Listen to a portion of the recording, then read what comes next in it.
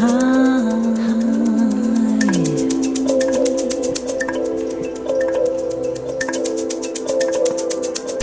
find, can't find, can't find. Welcome back to another episode of the Coffee Voyager. So, if you're been roasting coffee for a long time in your Whirley pot, it might look something like this.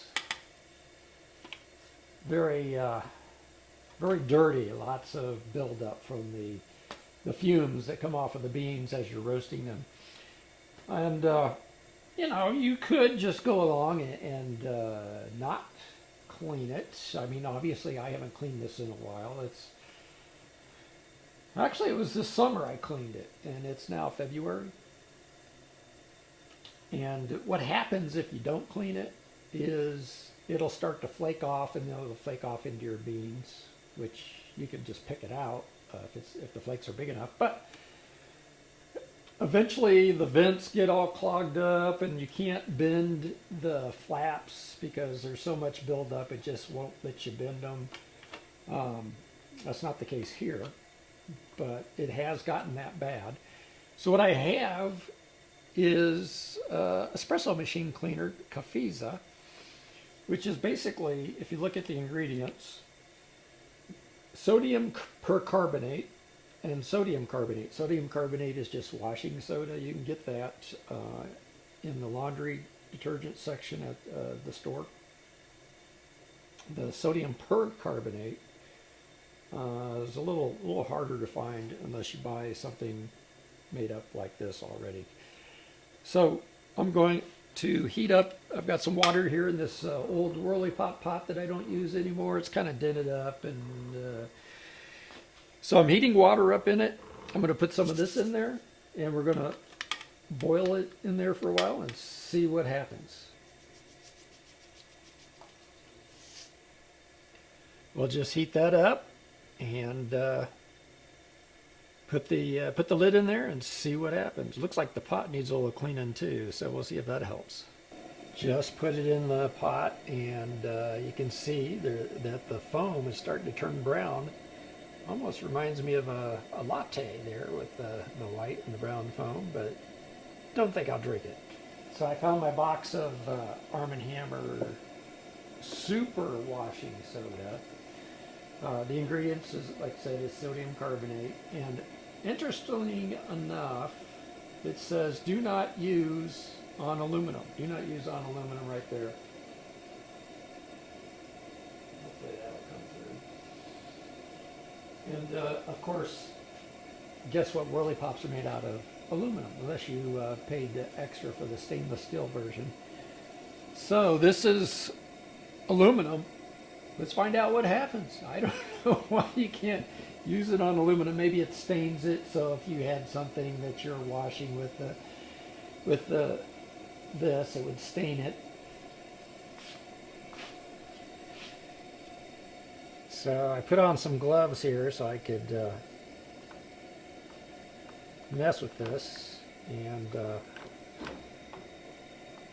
in some places it was like right here, it's starting to come off.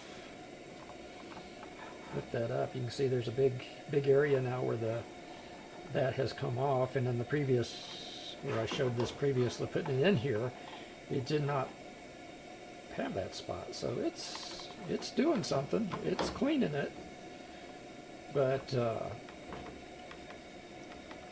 yeah, you can see it's coming off pretty well, actually. So yeah, this is working well. It's not really, from what I can tell, it doesn't seem to be doing anything to the aluminum.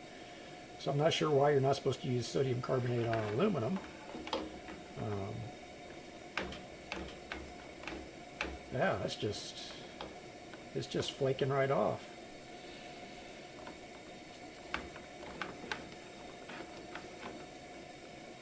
And you do want to wear gloves with this because sodium carbonate is alkaline, very alkaline, and it can Alkaline substances can turn the fat in your skin into soap. I mean, that's how they make soap. You put strong alkali like sodium hydroxide with either plant fat like coconut oil or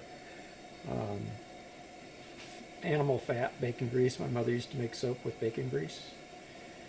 And that's how you make soap. So wear some gloves if you're going to put your hands in there. And seems to be doing a good job.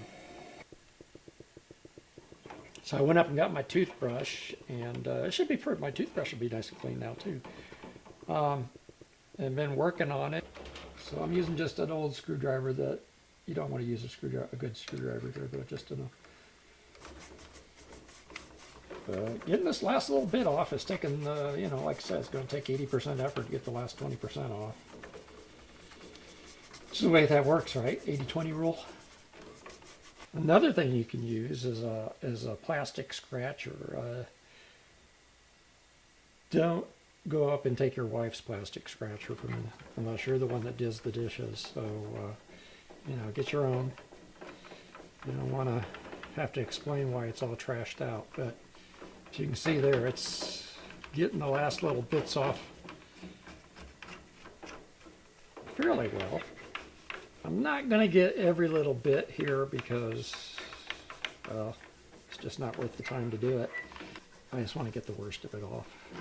The cleaning solution, the hotter the cleaner solution is, the more effective it is. There you go. Almost as good as new. Some hot water and the coffee espresso machine cleaner, or you could try just using straight Arm & Hammer washing soda, super washing soda, and that probably will do just as well, especially if you heat it up. Wear gloves, toothbrush, plastic pad, and maybe even a pointy object like a screwdriver to get into those hard to reach areas, or you can just leave them. You don't have to clean everything. How effective that is just by this cleaning in this pot even.